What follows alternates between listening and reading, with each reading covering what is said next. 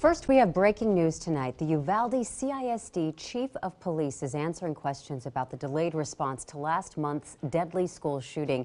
This is the first time that we're hearing from Pete Arredondo and his accounts about what happened. Our media partner, the Texas Tribune, spoke with Pete Arredondo. In that article, he defended his actions about the delayed response the day 19 children and 2 teachers were shot and killed. He said he called for tactical gear, a sniper, and keys to get inside. Now, when keys arrived, he said he tried dozens of them, but one by one, they failed to work. One of the reporters who spoke with Arredondo is now talking to KXAN about their conversation.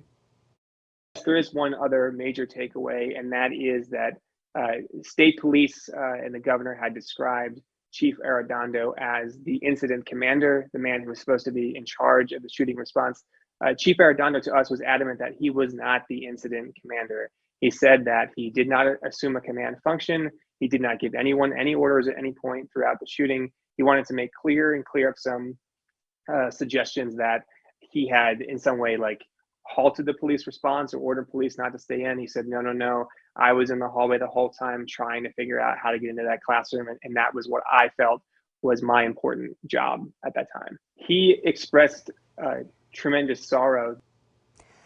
Arredondo insists he took the steps he thought would best protect lives at his hometown school, one he had attended himself as a boy. His accounts of what happened come the same day that the New York Times revealed new information about the police response.